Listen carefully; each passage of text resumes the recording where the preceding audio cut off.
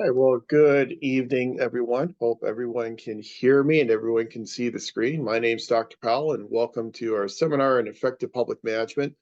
Hopefully, you received my email yesterday. I am away at a conference. I'm at the NSSA conference, and I presented a paper at the conference earlier today. Didn't have enough time to get back home to do this class from home, and so that's why I'm doing it from the road. I am in a hotel. The internet connection is spotty at best, and so I'm hoping we'll be able to make it through the majority of the session tonight.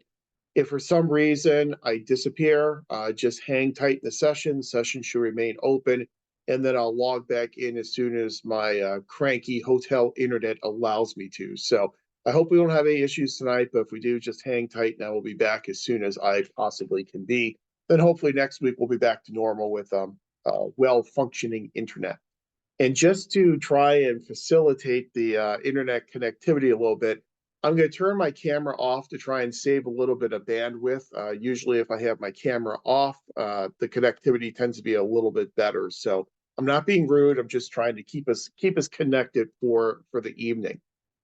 But again, welcome to MPA 623A. Everyone's probably already seen the syllabus. So what I'd like to do tonight is just tell you a little bit about who I am, since you haven't had me before in class, most likely. And then also go through the syllabus, talk a bit about the course requirements, talk about the expectations for the course, make sure that we're all on the same page with what we're doing, why we're doing it, how we're doing it, when we're doing it. Make sure everyone knows what's going on in the course. We'll do that in the first part of class tonight. If my connection holds out, then we'll get into a brief discussion of some preliminary information about effectiveness, what is effectiveness, how we have tried to measure effectiveness in the past, and just kind of set the stage with some foundational information to then get us going in terms of our actual substantive information when we meet again then next week. I'd originally planned to do some breakout groups near the end of class tonight, but I don't want to tempt fate too much. And so we may hold off on that until next week. Just try and get through everything we can as long as I have internet. So again, welcome. As I said, my name is Dr. Powell. I have been teaching in the CSUN MPA program on an adjunct basis now for, I can't really remember how many years, probably about 12 or 13 years now. I've been full-time at Cal State Long Beach for the past 23 years. I spent 10 years as department chair and the past 19 years as a program director. Before I came to Cal State Long Beach, I was at the Florida Gulf Coast University, and that's down in Fort Myers, Florida. And I was there to start up a new MPA program as well as an undergraduate program in political science. And then my first faculty appointment was Eastern Illinois University in beautiful, scenic Central Illinois.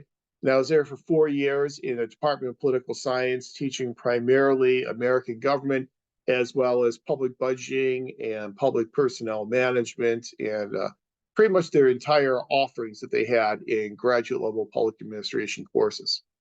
So I guess overall, when you add it all up, I'm really old because it adds up to about, I think this is my 28th year as a full-time faculty member. So been doing this for quite a while, been teaching this specific class here at CSUN for, I'd say probably about 8 or 9 years. And I usually teach it 2 or 3 times per year. So I have been doing this for quite a while. In addition to teaching, I do try and stay as active in research as I possibly can be with my administrative appointments. And so that's why I'm here at this conference today, presenting some of my research. I try and publish an article, a couple articles a year, just to kind of stay up to date on the research. A lot of my research recently has actually been pedagogical, looking at the teaching of public administration. I published my last 2 articles are in the Teaching Public Administration Journal. So it's really kind of a pedagogical type of focus of recent in my research. In terms of service, I work with NASPA, which is the National Accrediting Bodies for MPA programs across the country. Just returned a week and a half ago from an accreditation site visit up to Northern California for a program that was renewing its reaccreditation. I've been doing that for about 13 years. Was an accreditation commissioner with NASPA for a term, probably, gosh, a good 15 years ago. And so I've kept active with NASPA. And I also was a locally elected official for 6 years. And I served on a school board here in Southern California from 2014 till 2020, and then retired from public life in 2020. Like most people, the COVID really did change my perspective in terms of being a locally elected official. And so decided 6 years was probably enough. And in the course of those 6 years, I was board president. I've also served for 2 years as the president of a joint finance authority as well. So doing things in the classroom, doing things in research, but also doing things in the real world, quote unquote, real world, to see that connection between what we learn in the classroom and what we actually do in the world of public administration. So that's me. I will learn more about you as we go through the next 8 weeks together. And I'm assuming that you all know each other relatively well because you've had classes together before. But throughout the process, the next 8 weeks, I'll learn a lot more about all of you. So let me spend some time going through the syllabus. You've probably had a chance to take a look at it. The most recent version of the syllabus was uploaded to our Canvas site a few days ago before I left on my trip. So made a few small changes in terms of some typographical things here and there. If you do see some typographical errors, things such as that, I do apologize for that, but I think this should be pretty much the final version of our syllabus for the course. This is a seminar in effective public management, and we really work very hard to try and stay true to that charge. So what we are looking at in this class is we are looking at effectiveness in the public and nonprofit sectors. And specifically, what we are going to be doing is identifying a problem that inhibits effectiveness in either your organization or an organization that you are interested in, and then coming up with some practical solutions to that problem. So what I want you to take away from this class is I want you to be able to take the theories that we cover in this class and apply them to a practical problem that you see in the public or nonprofit sector so that you can generate reasonable solutions to that practical problem, select what you consider to be the most appropriate solution, and then hopefully in the future be able to apply that in your organization. So that's the whole purpose of this course. As we go through the course, we'll talk about different aspects of effectiveness in public and nonprofit sectors.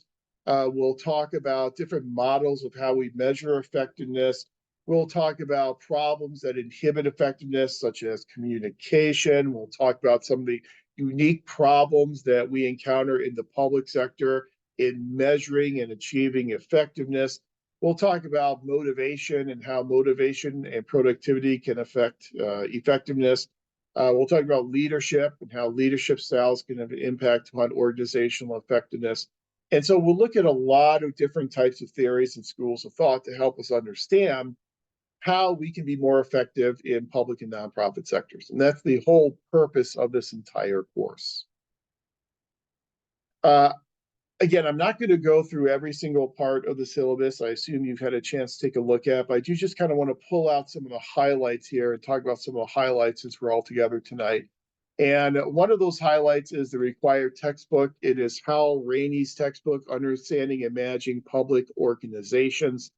I found that it really works very well. It does have very much of an organization feel to part of the textbook, but primarily what the textbook looks at is it looks at providing tools that we can use to become more effective as public leaders and public managers. And I've really liked the Rainey textbook. I've been using it for several years in this course, and it tends to work very, very well. I also like to supplement the Rainey textbook with some electronic reserve readings. And so you'll see as we go through the syllabus, there are a few additional readings that are provided for you. Links are in our Canvas site, and you can go ahead and click on those links and download those articles. Things such as article by Graham Allison, look at differences between public and private sectors. I think I have one on there on garbage can model decision making. So about 4 or 5 different articles in addition to the Hal Rainey textbook. Our virtual classroom sessions, as you know, are scheduled for this course on Tuesdays at 6 o'clock. And you know all about how those work. You've been participating in those before, so you won't go through all the virtual classroom guidelines or the online discussion forum guidelines. You're all very conversant in all of those types of requirements. But let's do spend a little bit of time talking about some of these specific requirements for the course, some of the activities and some of the assignments that you will be working on over the next 8 weeks. So you essentially have three what I would consider to be written assignments. There's a background paper, there's an alternative solutions paper, and then there is a chosen solution paper. Those are your basic three written assignments for the course. The background paper, I see that my internet connection is getting unstable, so here we go. Hopefully you can still hear me and we're still connected, but the background paper, the purpose of the background paper is to give you the opportunity to identify a problem in your organization that's inhibiting effectiveness. The qualification here is that I know sometimes it can be a little dicey when you talk about your organization. I know sometimes people are a little reticent to talk about problems in their organizations, and I certainly understand that. So you are not required to talk about your organization. When you identify a problem that is inhibiting effectiveness, if you don't want to talk about a problem in your organization, you can talk about a problem more globally. So a problem that affects public organizations or affects nonprofit organizations. So I'm going to leave it completely up to you whether or not you want to focus on your organization or if you want to address this paper from a more global perspective. Here's a problem that affects the public sector. But you should be identifying a problem that is inhibiting the effectiveness of an organization. And then in this paper, what you'll be doing is you'll be giving me a description of the issue or the problem. So what is the issue? What is the issue? Why is it important? Who is involved in this issue? And then provide for me a background of the issue. Where did the issue or problem come from? Is it new? Have there been efforts to address it in the past? If so, how successful were these efforts? So what we're looking for here is just a very brief, usually about 3 to 5 page paper that will succinctly tell me, here is the issue or problem that's inhibiting effectiveness, and then here is where the issue or the problem came from. So some examples of problems that people have talked about in previous manifestations of this class are things such as the problem of employee turnover. In a lot of our organizations, we struggle with turnover in that our employees move to the private sector or they move to better, higher paying positions in other public organizations. So we have high turnover rates. We know high turnover rates can have a very negative impact upon effectiveness because we lose institutional memory. We're always retraining, we're always onboarding and doing orientation for new employees. And so it's very difficult for us to gain any traction as an organization when we are consistently losing a lot of our employees. So employee turnover is an issue people have used in the past. Succession planning, and more accurately, the lack of succession planning. Succession planning, as we all know, is very important in organizations. However, a lot of organizations don't have the time or the resources or the wherewithal to engage in succession planning. We've been talking for decades about this retirement bubble that is about ready to burst, where we have baby boomers and the front half of Gen Xers who are getting close to retirement age. And then when they retire, someone's going to have to move into those positions. Have we planned for those people to move into those positions? Have we trained those people? Do they have the requisite knowledge, skills, and abilities and experience to move into those positions? So a lot of people see a lack of succession planning in their organizations. Some other problems that some people talk about, sometimes people talk about communication problems and a lack of vertical and horizontal communication in their organizations as inhibiting organizational effectiveness. Some people talk about lack of professional development opportunities for employees. Some people talk about flaws in the performance evaluation system and the impact that has on effectiveness. And so it's just an idea of some of the issues, some of the problems that people have talked about in previous versions of the class. And again, this is a very straightforward type of paper, 3 to 5 pages, where you are educating me on what the issue or problem is that is inhibiting effectiveness. Description of the issue or the problem, and then the background of the issue or the problem.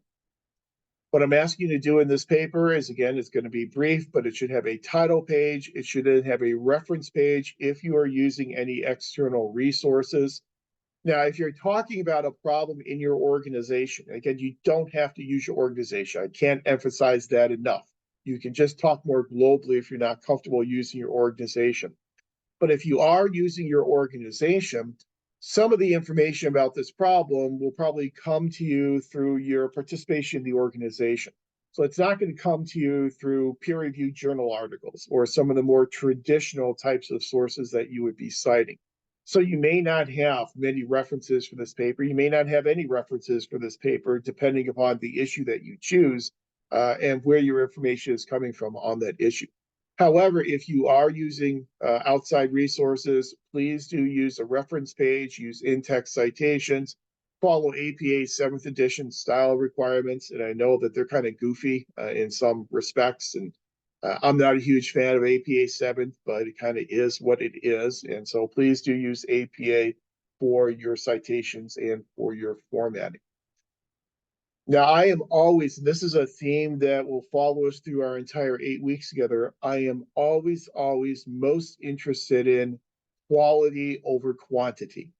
I am really looking at the quality of what you are providing, the content of your paper, far more than the length of the paper. And so if you find yourself just adding additional information just for the purpose of making the paper 5 pages, don't do that. Parsimony is good. And so to be as concise as you can possibly be while still conveying your point, that's really what we always look for in the field of public administration. So try and be as concise and parsimonious as you can be. I've got the grading criteria here. So 40% of the grade will be on the description part of the paper, 40% will be on background of the issue, and then 20% on quality of writing. So that is what's called the background paper. As you are thinking about the problem or the issue that you want to focus on, make sure it is something that you are interested in enough to spend the next 8 weeks focusing on it. So make sure it's something that really interests you. As you are thinking through this issue or this problem, always feel free to reach out to me, send me an email and say, this is the problem I'm thinking about focusing on. What do you think about? Do you think this would work well? So if you have any questions all about the issue that you're picking, always feel free to reach out to me and I'm happy to provide my feedback on whether or not I think that will work well for the course. So that's the background paper. Any preliminary questions on the background paper? Okay. One of the things that you'll see is throughout this class is I try and be as clear as possible in all the assignments. I never try and throw you any curveballs. I'm not trying to trip you up or surprise you. I'm really kind of coming right down the middle with fastballs on everything. I just want to make sure that this class is something that is useful to you to help you develop solutions to problems that can impact effectiveness in your organization or another organization in the public sector. So once you've completed your background paper, you've identified the problem or the issue that is inhibiting effectiveness, then the second paper is your alternative solutions paper. And the purpose of this is just what it sounds like. It's to develop 3 reasonable alternatives to addressing the issue or the problem that you identified in your background paper. So you'll develop 3 reasonable solutions to the issue or the problem and describe those issues within this paper. So essentially what I'm going to ask you to do is for each of the 3 possible solutions, I'm going to ask that alternatives or solutions, however you want to refer to it, I'll ask you to identify what that alternative solution is. So what is the solution? How might it solve the problem and address the issue? What specific steps should be taken in that solution?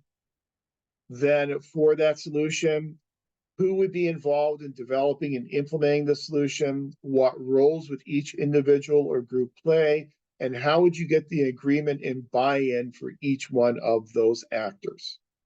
And then third, how easy or difficult would it be to actually implement this solution? So for each of your three alternative solutions, give me identification, actor involvement, and implementation. And you'll be doing that for each of those three alternative solutions. Now, like everything else in this class, we really focus on parsimony. So this paper, just like the background paper, is brief by design. I would assume it'll take you more time and more writing in order to do this one as opposed to the background paper. I put in here it should be no more than 10 pages. I am not big on page limits. I just put those page numbers in there kind of as guidance because people always ask, well, how long should these be? They need to be as long as they need to be. And so it's kind of like that line from Mozart when he was told, well, do you have too many notes in the sonata? And he said, I have just as many notes as I need for it to be the sonata. And so you just need as many words as you need in order to convey what you are trying to convey. But it should be relatively brief. That's why I put this, should be less than 10 pages. If it goes over 10 pages, I'm not going to stop reading at page 10. I'll read every word that you write and I'll provide feedback on the paper. This is just kind of a little rule of thumb for you.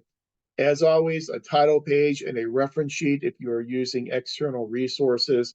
This paper is probably where you will use some external resources because if you are saying here is a solution, chances are it's a solution that has been thought of before and perhaps discussed in the literature before. And so if you're talking about employee turnover and trying to reduce employee turnover, there are some strategies that we have been introduced to in the public administration literature that can help mitigate employee turnover. And so you might want to draw upon some of those types of articles in order to discuss that solution.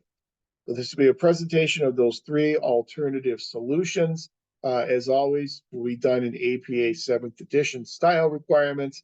And as always, the emphasis is on quality as opposed to quantity. Please do make sure that you proofread all the papers before you turn them in. As I've gotten older, I have tried very, very hard to stop being an editor. I no longer serve as an editor on journals like I did in the past. And so I've really tried to stop line editing papers when I review them. So I'm not going to do that. But I am looking for a well-written, proofread paper that is of graduate level, professional level quality. So do make sure that you proofread it before submission.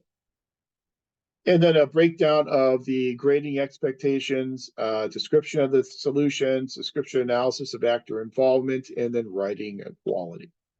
So there's your alternative solutions paper. Questions on the alternative solutions paper?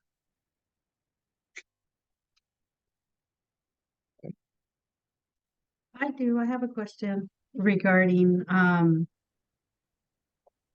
peer review articles on those solutions. What if my solutions is more like a creative solution that maybe this issue hasn't been studied and I can't find any peer review articles on it? Yeah, that's Is that a great point.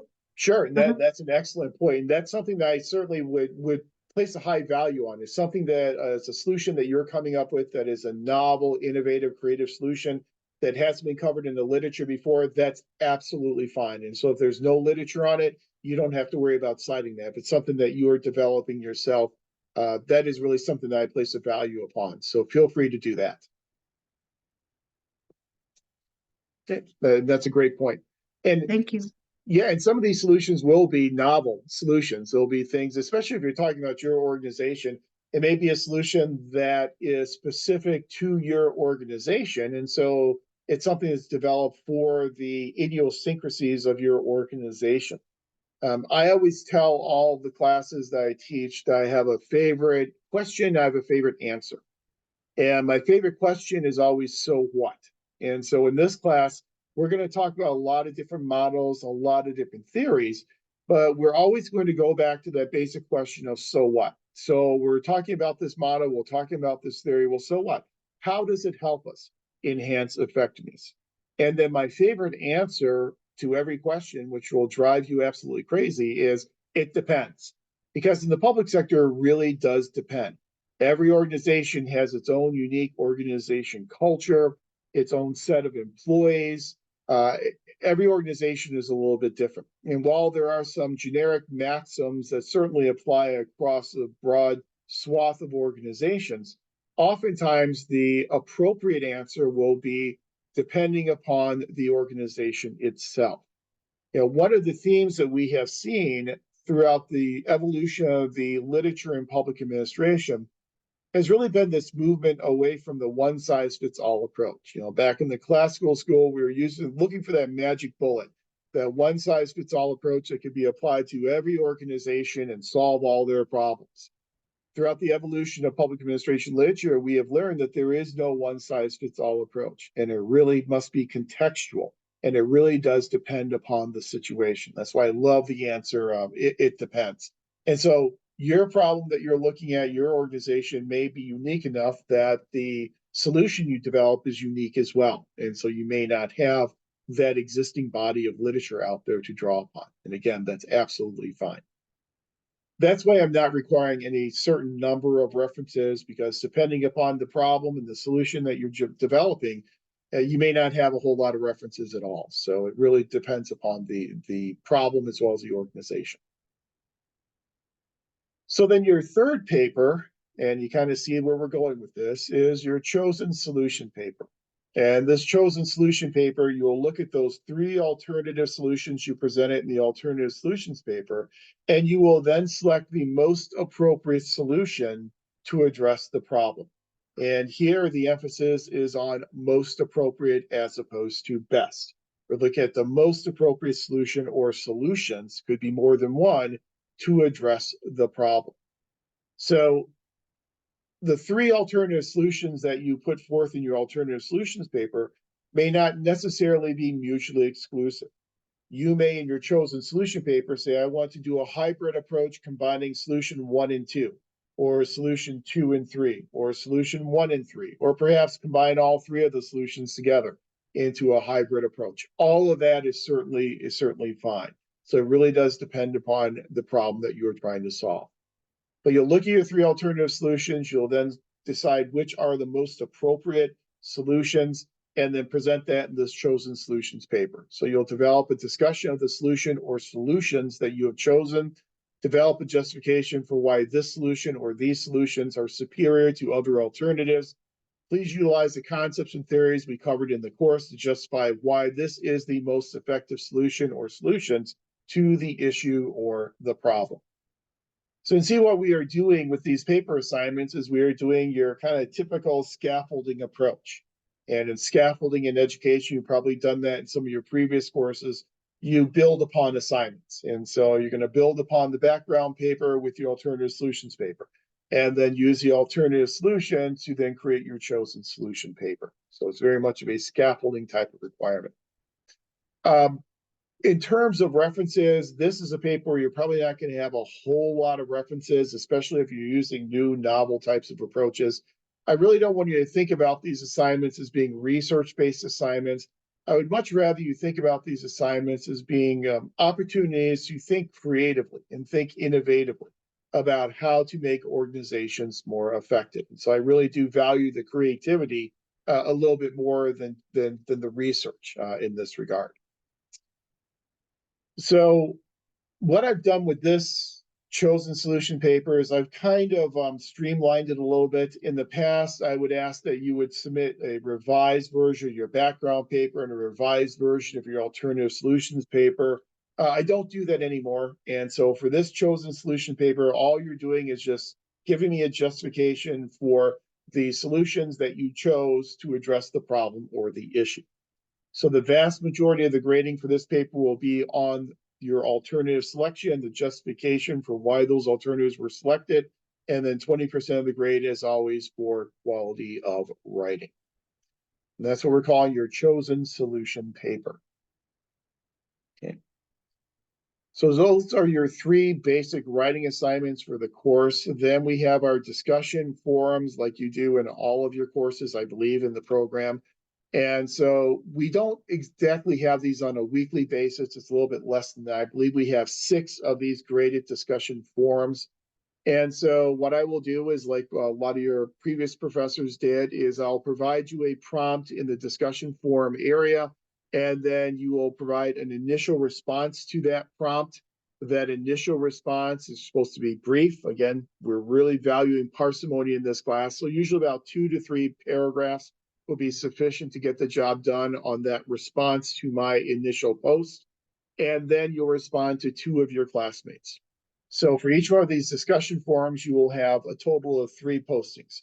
1 response to my initial prompt, 2 to 3 paragraphs, and then responses to 2 of your classmates' postings. Those can be briefer. Those can be, less than a paragraph if necessary. It can be a lot briefer than your initial response. So 2 to 3 paragraphs for your initial response, and then maybe a paragraph for your responses to 2 of your classmates. I know I say that these are going to be due weekly, but like I said, we have 8 weeks, but we only have 6 of these that we're doing. So you don't have one, I believe, that's due for next week. And so we kind of start a little bit slow with these, but there are 6 of these that will be graded throughout the class.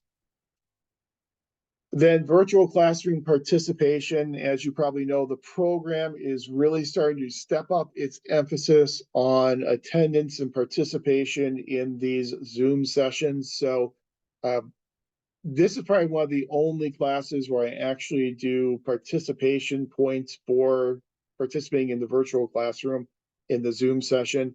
You are highly encouraged to be in our Tuesday sessions because really would behoove you because of the discussion that goes on. You can really only participate verbally if you're actually in the session that evening. What I will do is at the end of every virtual session, I will go back and get the not just the recording, but I'll also get the list of participants and I'll assign participation points according to who was present in the Zoom session for that week. I see my internet connection's a little unstable again, so I'll slow down and give it a second to catch up. Okay, hopefully it's caught up now. I know this internet is, I am amazed that I still have connectivity after half an hour. I really thought it would be maybe 5 minutes and it would be gone. So I apologize for it, but we will try and forge ahead. But again, with this virtual classroom participation, I will go ahead and look at the roster in terms of who was in the session and then award the points according to who was in the session. If for some reason you're not able to attend the live Zoom session on Tuesday nights, then option B is to view the recording, and I'll have the recording loaded up to our Canvas site by usually the next morning. I would ask for a little bit of grace this week because I'm going to be traveling tomorrow. So I probably won't get the recording up on our Canvas site until Thursday, but you'll view the recording and then you will participate in our virtual classroom forum. And so I have a different set of discussion forums where if you did not attend the Zoom session, you'll then go into that virtual classroom forum and participate by posting in there. And that's how you can then earn the points for the virtual classroom participation. So that's kind of the idea there with our Zoom sessions. But again, the program, I know program director is really putting an emphasis on trying to be in each of the Tuesday Zoom sessions. But I also understand that some folks work with city councils, with other organizations. They have meetings. Tuesday night is a very popular meeting for a date for a lot of local governing boards. When I was on the school board, we had all of our meetings on Tuesday nights. And so I wasn't able to teach on Tuesday nights back then. So I understand you have work obligations and may not be able to attend the live Zoom session. And so you'll be able to make up the points in that manner. Danielle asks, is the initial discussion due on Sundays and the response by Monday? What I'm asking you to do, if possible, is to get your initial post done by Saturday, if you can, and then the responses to classmates on Monday. If you can't get your initial response done by Saturday, or if you can't get it done till Sunday, I'm not going to consider it to be late. So that'll be fine. I just, the earlier people can post in the discussion forum, the more that your colleagues will have to respond to. So if you can try and get it posted by Saturday, that would be great. And then your responses to classmates posted by Monday.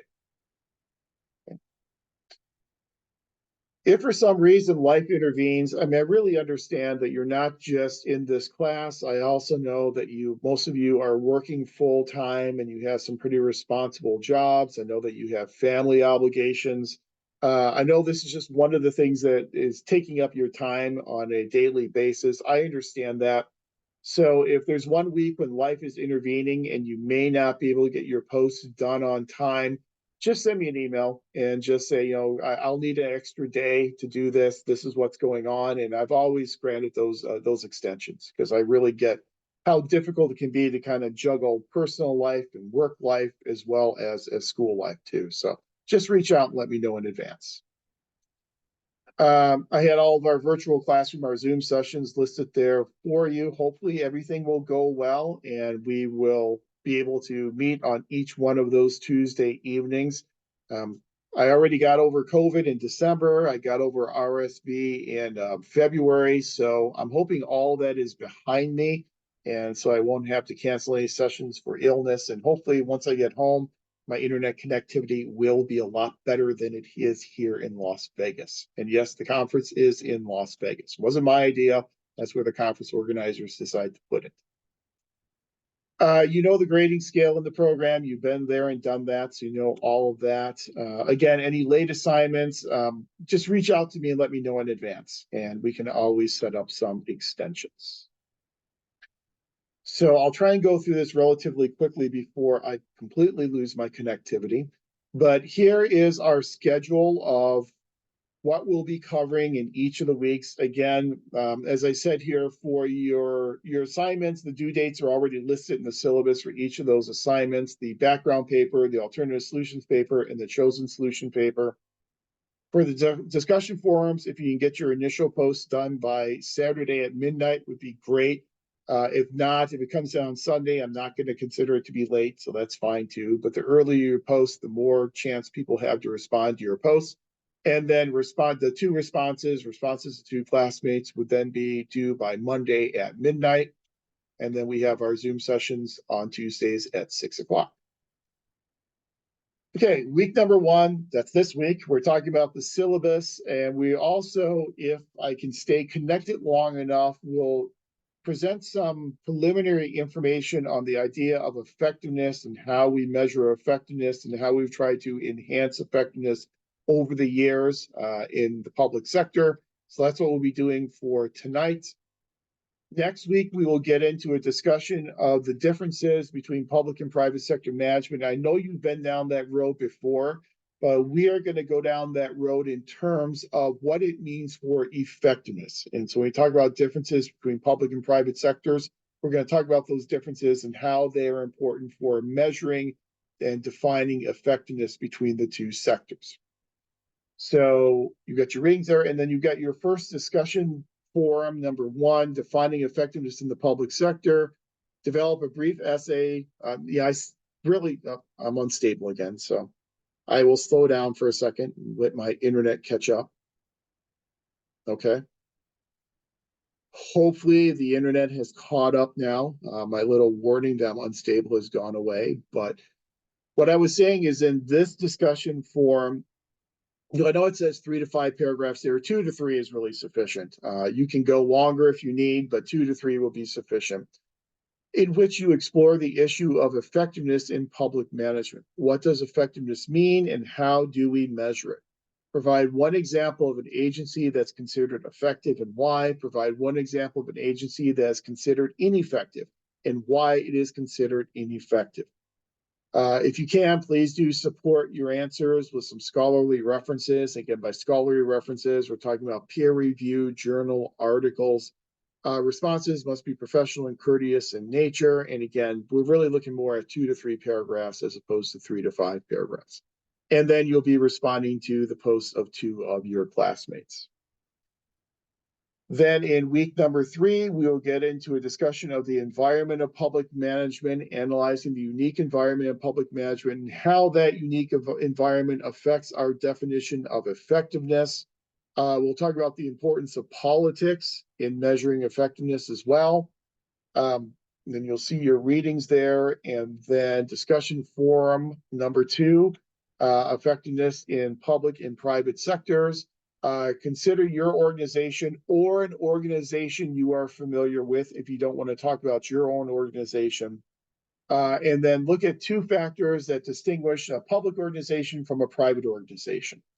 If you're in a private organization, you want to use your organization, then 2 factors that distinguish your organization from a public organization. So we're, again, just trying to look at the differences between public and private sector organizations, or the differences between a nonprofit and a private organization, depending upon if you're in the public or the nonprofit sectors. Week number 4, we will look at mission statements and the impact of mission statements and value statements and official and operative goals on the measurement and achievement of effectiveness in organizations.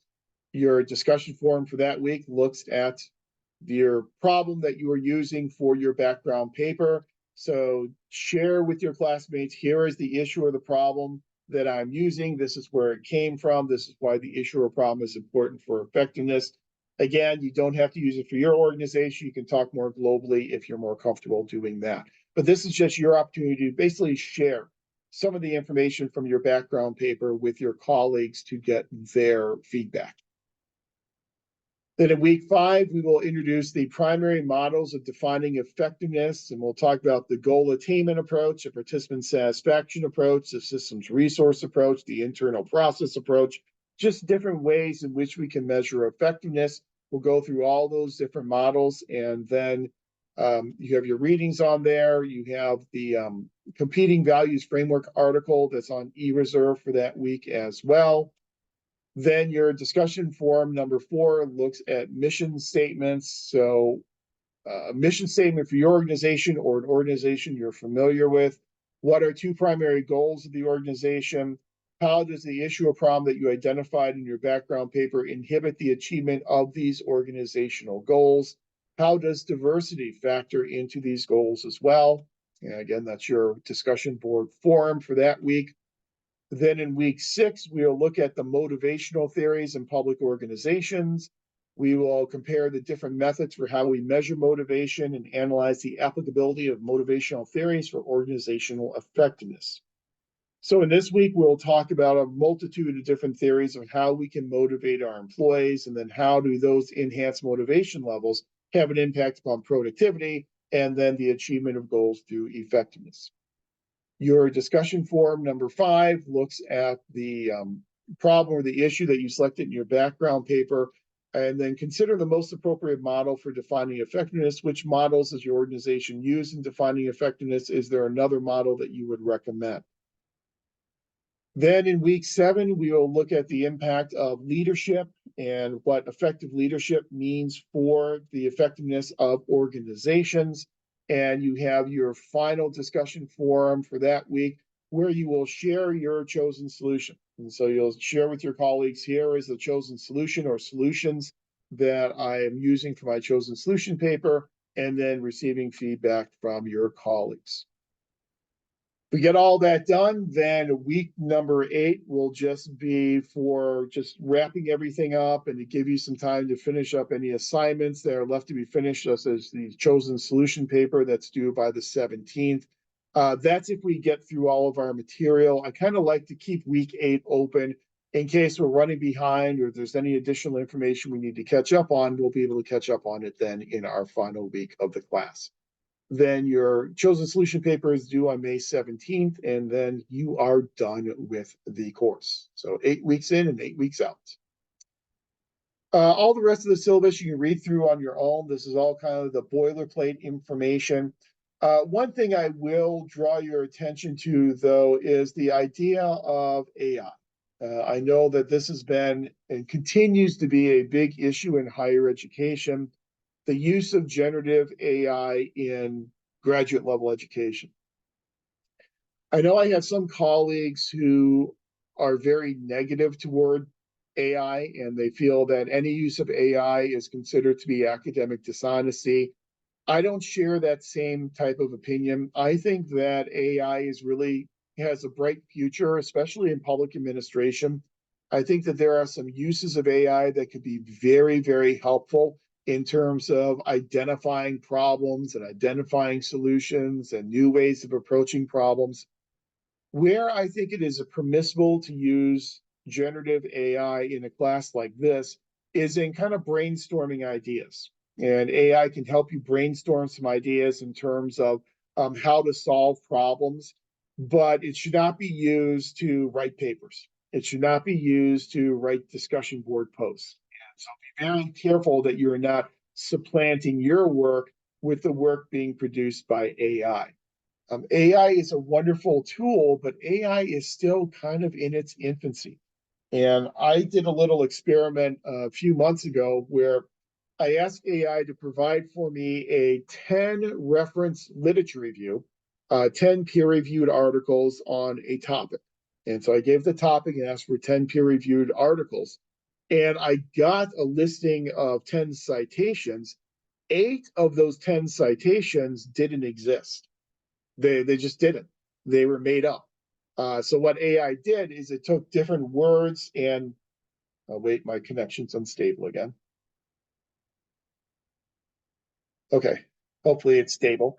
But what I was saying is what AI would do is it kind of predicts, what is the next word in the sequence. And so it would end up kind of predicting article titles that were never actually published in journals. And so it would give me, here's a citation from Public Administration Review. You go to Public Administration Review, and that article was never published. There's nothing by that title. There's nothing by those authors, nothing even remotely close to that in that journal edition that AI was telling me that article was in. So you do have to be very, very careful with AI. We're in the infancy stage. And so use it to generate and brainstorm ideas, I think is absolutely acceptable, but using it to write your work is certainly not going to be acceptable. So I just like to mention that now that we continue venture into this brave new world of artificial intelligence. So that's the syllabus. That is the course. At least we got through a discussion of the syllabus with only being interrupted 4 times with internet instability. So I guess I should be thankful for that. Do you have any questions on the syllabus or on the course in general?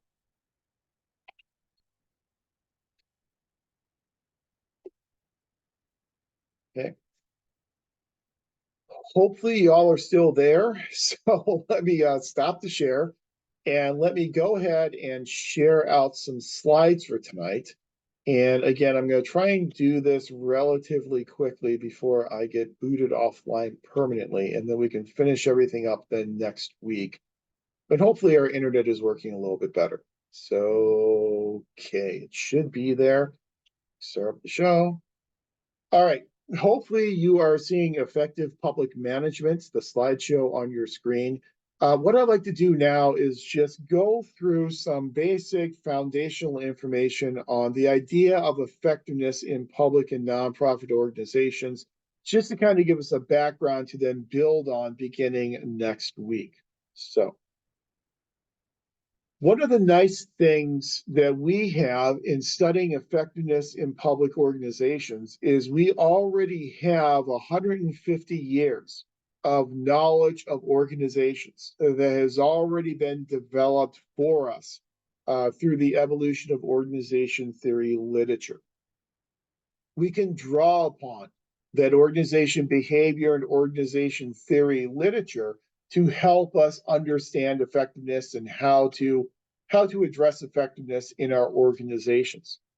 But one of the problems with drawing upon the organization theory literature is organization theory literature oftentimes tends to be relatively generic. It's relatively generic in that it tends to apply to both private as well as public organizations. And I know you've already talked in previous courses about the development of organization theory literature. We're going to talk a little bit about that in this class as well. But one of the things that we have seen in the development of organization theory literature is that we tend to draw very heavily upon other disciplines. So we draw very heavily on the world of business. And so some of our classical authors, like the Frederick Taylors of the world, really did develop their theories first and foremost for private organizations. And then we took those theories and we applied them in the public sector. If you believe that management is generic, then you're able to take private theories and apply them to public organizations. But we know that there are some limitations to doing that. We can also draw upon other disciplines such as the world of economics, the world of political science, and use some of that literature to help us understand how to make our public organizations more effective. However, when we look at the world of economics and political science, we oftentimes are not looking at the granular details of how we manage people, how we manage budgets, how we manage organizations. Oftentimes, we tend to be dealing more at the theoretical 30,000-foot level when we are dealing with economic and political science types of theories. The panel I was on today, the last presenter was a professor of economics, and his presentation was a theoretical presentation, dealing with micro and macroeconomic theory, but it was very theoretical in nature, not really getting into the granular details of what we actually do on a daily basis in public organizations.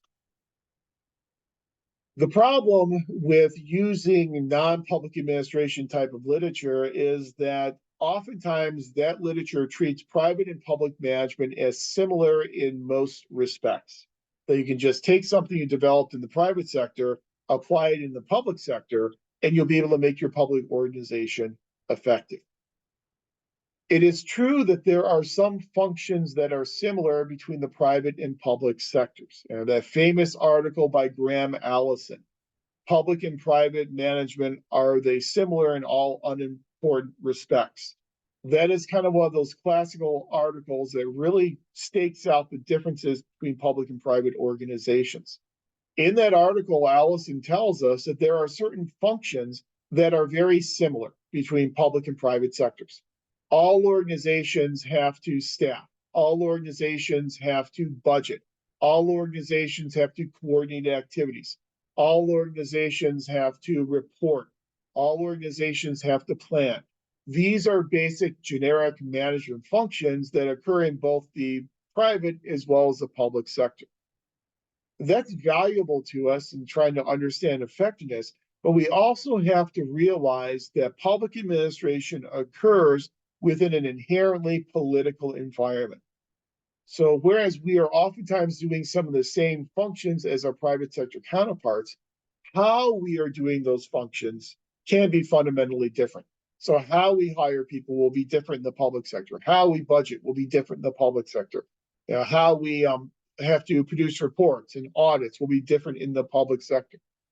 So I think it's important for us to recognize that the generic tradition of treating public and private sectors the same can have some utility, but if we really want to make our public organizations more effective, we have to take into account the political environment that we are operating in the public sector. And here is round number 5 for my internet instability. So I'll give it a second.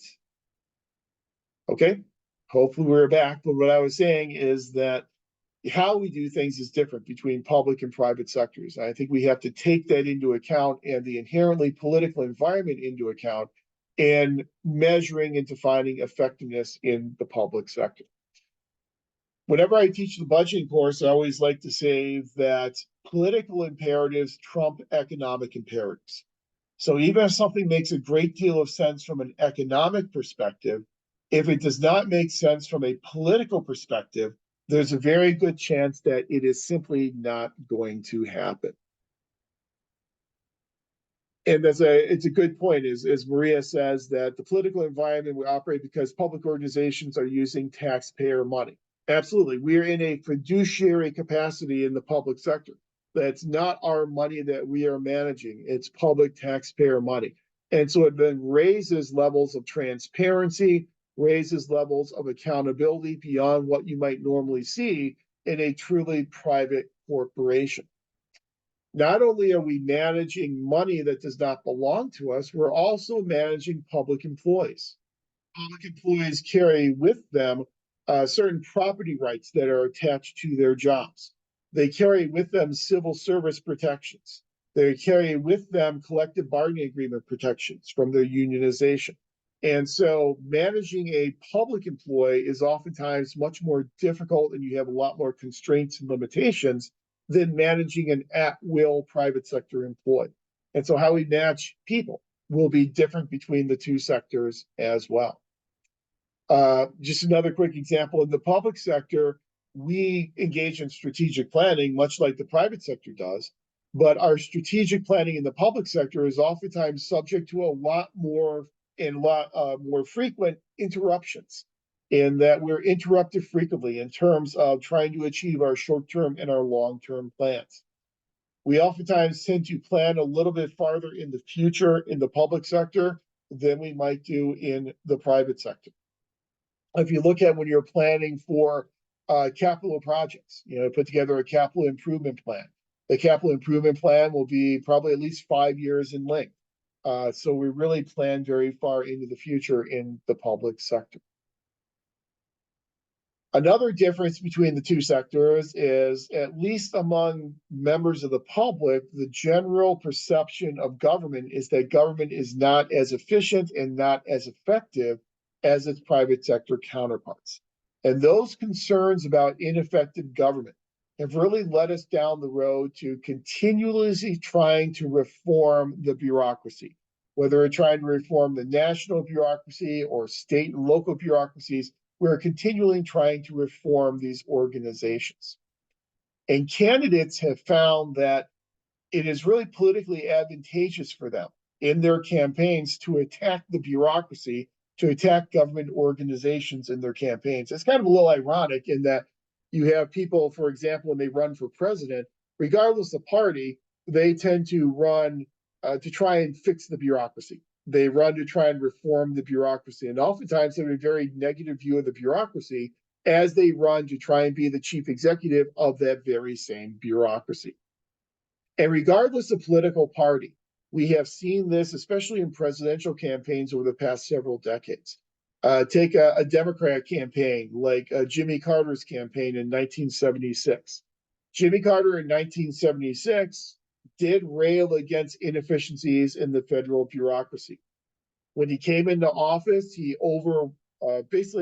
completely overhauled the budgeting process, bringing zero-based budgeting into the federal government to try and make it more effective, overhauled the civil service system with the Civil Service Reform Act of 1978, which completely reformed the way in which we hired people and the way in which we manage people in the federal bureaucracy, created all these different organizations. We won't get into all of them right now, but things like the Office of Personnel Management and Merit System Protection Board. But it also made it much easier to discipline and fire federal employees.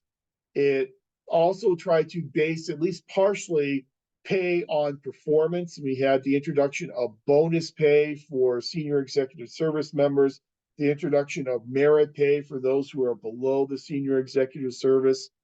And it made it easier for political appointees who were heading up our federal agencies and departments to transfer the career civil servants under them from one organization to another.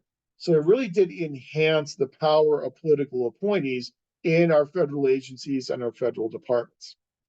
The creation of the senior executive service, if you're familiar with that, also was done to try and bridge the gap between these political appointees and career civil servants, to kind of give these political appointees more tools to use to manage these career civil servants. And again, all that was done for the purpose of trying to make the federal bureaucracy more effective.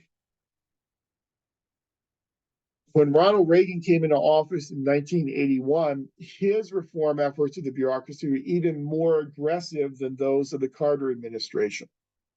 The Reagan administration worked very hard to try and cut funding and staffing and the authority of career civil servants, really sought to try and increase presidential authority over federal agencies and federal departments. One of the major initiatives of the Reagan administration was to try and streamline the federal bureaucracy to make it more effective. And one of those streamlining efforts was to try and eliminate the Department of Education. The Department of Education used to be part of the Department of Education, Health, Education, and Welfare, HEW, was then pulled out and made its own standalone department. I'm unstable again, so I'm going to wait for a second. Okay. So what I was saying is that, so what the Department of Education was pulled out of the old Department of Health, Education, and Welfare became its own standalone department.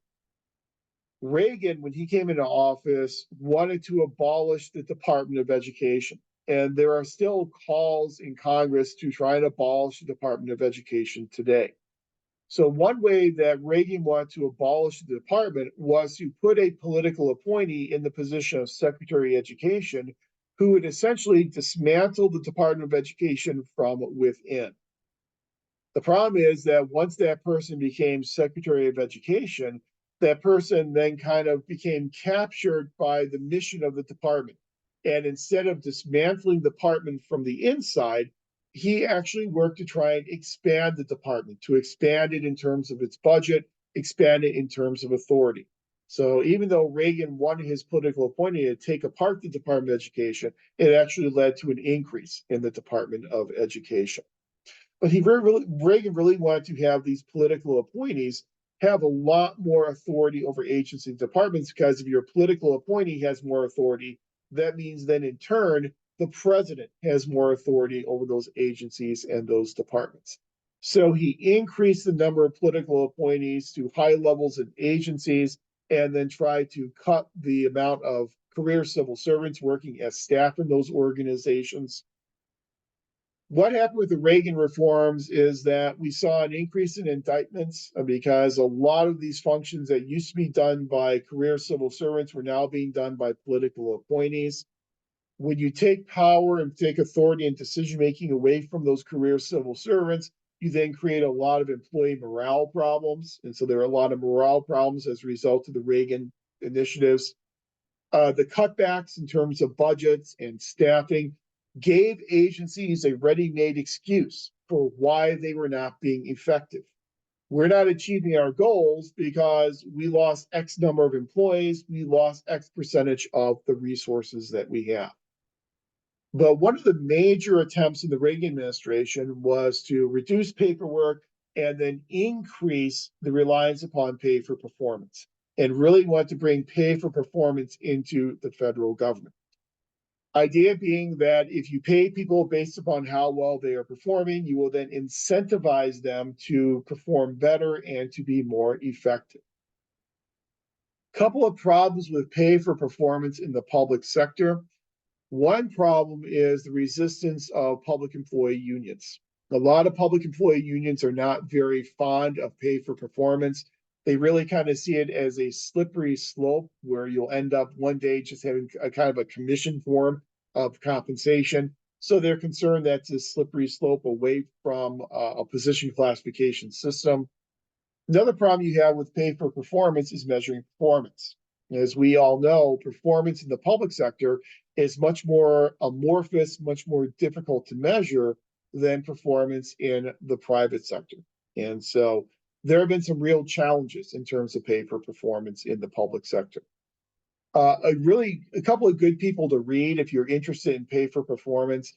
Ed Kellogg is one person, and I'll put that in text chat. Ed Kellogg is very well known for this.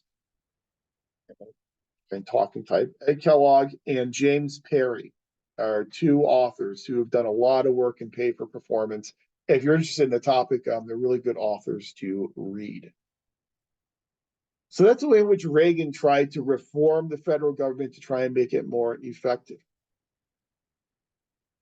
The Clinton-Gore administration also tried a pattern of reforms to try and make the federal government more effective. And you're probably familiar with what was called the reinvention of government. And there's a very famous book by authors Osborne and Gabler. And Osborne and Gabler, in their reinvention of government book, talked about how the problem with the federal government was not the people who worked in the federal government. It wasn't the bureaucrats. It was the system. It was the bureaucracy itself. And so one of the core principles in the reinvention of government was to begin treating citizens as consumers. So what we would do is we would look at the quality of the goods and services that government was providing to consumers.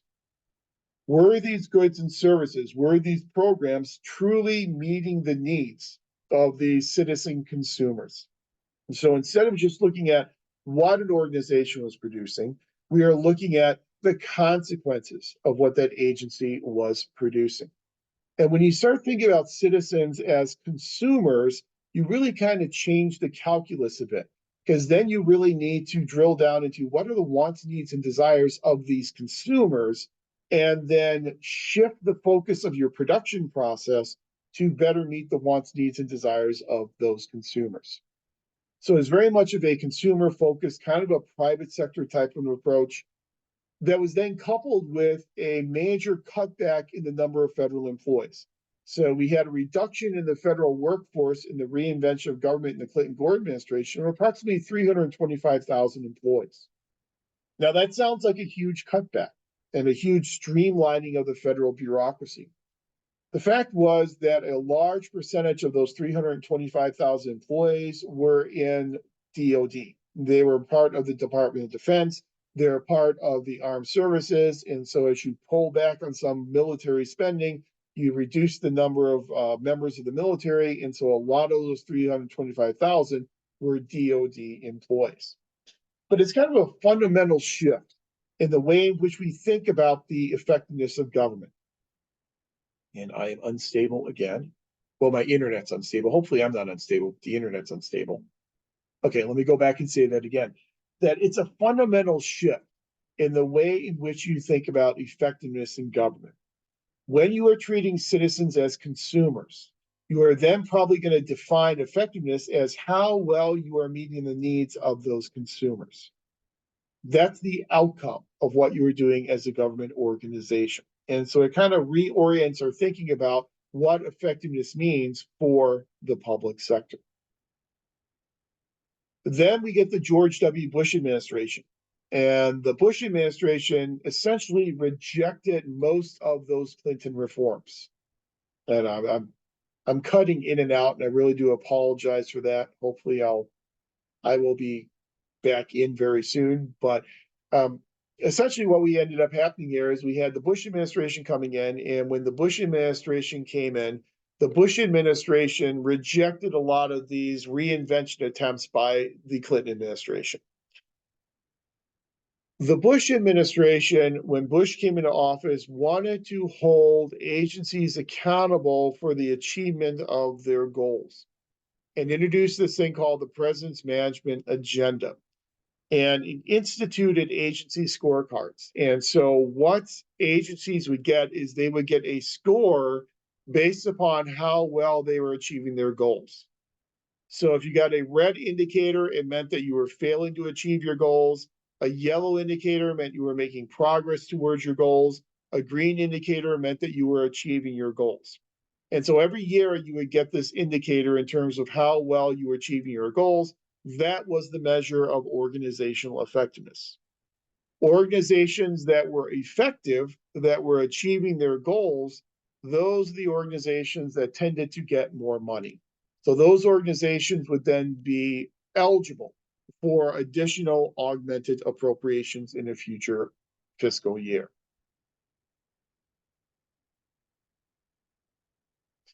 The Obama administration, when Obama came into office, Obama was very famous for saying one of his major goals with the federal bureaucracy was to make government work cool again. And he was a big believer in um, trying to value public employees and to try and support development of public employees. So it's kind of a recognition that governments can perform well, and we just need to figure out how.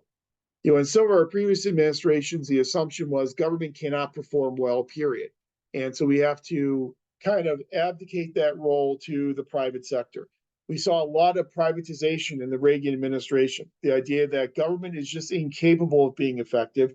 So we need to turn these functions over to the private sector where the private sector can be effective. Here in the Obama administration, there's an assumption that government can be effective. And so we don't have to turn these functions over to the private sector. Then the Trump administration. The Trump administration kind of reversed a lot of the movement of the Obama administration and kind of went back to this very negative view of the civil service and very negative view of government. One of the platforms for the Trump campaign for 2024 is to remove a lot of career civil servants and replace career civil servants with political appointees. So, again, to try and expand political appointee and presidential authority over government organizations. The Biden administration has kind of been a return to the Obama administration and a return to the valuing of government and the assumption that government can be effective. We just need to figure out how. And one of the things we're hopefully going to do in this class is we're going to try and figure out how. How can we address effectiveness by trying to solve one small problem that is leading us to not being effective as an organization? But by definition, when we are talking about effectiveness, we are talking about what goes on within organizations, because the work of government is done within these public organizations. An organization consists of a group of people who are working together to pursue a goal. And we will see one of the common ways in which we will define effectiveness is goal attainment. How well is the organization achieving its goals? But that is not the only way to measure effectiveness. Another way to measure effectiveness is to look at how well organizations obtain resources from their external environment.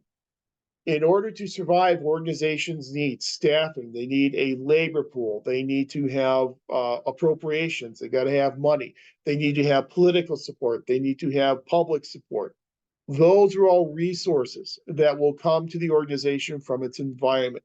So that's one of the reasons why we study organizational environments in this class on effectiveness. They then take these resources that they have obtained from their environment and they transform these resources by accomplishing tasks and applying technologies to achieve the performance of their goals. So they get resources, they bring resources into the organization, they then engage in activities and tasks where they apply technology to then help them achieve their goals. So we're going to look at some of those tasks and some of those technologies that organizations use to effectively achieve their goals. We also know that these organizations deal with uncertainties of the process by organizing activities and establishing processes. We know the very heart of any public organization is it's a collection of individuals working together and abiding by these policies and these processes. So we're going to look at the processes that are used in the public sector that can either contribute to or detract from effectiveness. We also know that leadership and strategy will have a big impact upon effectiveness as well. We need to have visionary transformational leaders who know when to be transformational as opposed to when being transactional. We need those leaders who know when to lead according to the situation, who are willing to put the time and energy in to putting together a strategy for the achievement of goals. And we will also look at in this class the structures of these organizations. Structures are relatively stable, observable assignments and divisions achieved through hierarchies and rules. We'll look at the impact of organization structure on achievement of goals and effectiveness as well. So essentially what we're going to do is when we look at effectiveness in this class this semester, we're going to be looking at through the framework of the organization itself. And we're going to be looking at the goals the organization is trying to achieve. We're going to look at the environment that the organization exists in. We're going to look at the types of tasks and technologies that organizations use. We're going to look at the structures and processes within those organizations and how they impact effectiveness. And we're going to look at leadership and strategy and how leadership and strategy can have an impact upon effectiveness as well. But all this is essentially going to be done within the context of public organizations. That's why when you are doing your assignments, I am asking you to, for the background paper and the alternative solutions paper and the chosen solution paper, to focus on an organization. Doesn't have to be your own organization, but focus on an organization and a problem that's inhibiting the effectiveness in that organization. Now, at this point in time, what I would usually do is we would usually then broach the issue of coming up with our definitions of effectiveness. And we usually do this in breakout groups. However, with my unstable internet, I'm really kind of reticent to do that at this point in time because I'm going to keep getting kicked off and it's just going to be kind of a mess. And so what I would propose we do in recognition of our unstable internet, or my unstable internet, I should say the hotel's unstable internet, I'll put the blame on them, is next week when we get together, we will start off in our breakout groups dealing with this issue of what is effectiveness. And I'll ask each of our breakout groups that I put you in to come up with a definition of what you consider to be effectiveness. We'll then reconvene as a class and we'll look at all the different definitions of effectiveness that the groups came up with. And then we'll move forward into a discussion of measuring effectiveness in the public sector as compared to the private sector and how effectiveness is different in the public sector as compared to effectiveness in the private sector. I know it's a short class tonight, but again, I don't want us to keep dealing with this instability. So I would propose we just kind of cut it there. Are there any questions about any of this introductory information? Or again, any questions about the syllabus or the course itself?